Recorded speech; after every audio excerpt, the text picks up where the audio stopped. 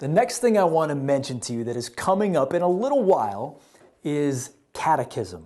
The New City Catechism is a modern-day resource that is most easily used on your phone that's aimed at helping children and adults alike learn the core doctrines of the Christian faith. It may sound like something old, but it's actually something eternal. Christians today are weak against pop theology. They overvalue feelings and they undervalue truth. Not only does this misrepresent Christ, it hurts our relationship with Christ because he wants us to respond to him as he is, not as we wish he was. 1 Timothy 3:15, Paul is advising Timothy. He says, if I'm delayed, you'll know how you should behave in God's household. Check it out what he says about the church.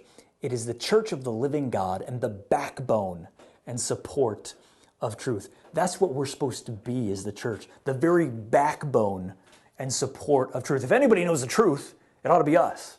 Our spiritual enemy is always seeking to erode the truth. But I need us to see that the reason that works, he gets to erode the truth in the culture, is because he's already eroded the truth that is in Christians. We need to know what we believe and have it down well to fulfill our call to be a backbone of truth in a generation that has no stomach for it.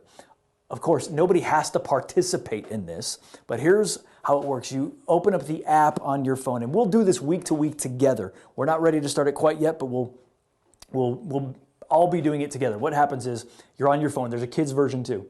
And it just says, we'll do one question a week. It says to me, who is the Redeemer? We're just going to give you the right answer for you to meditate on and stew on and ruminate on over the week.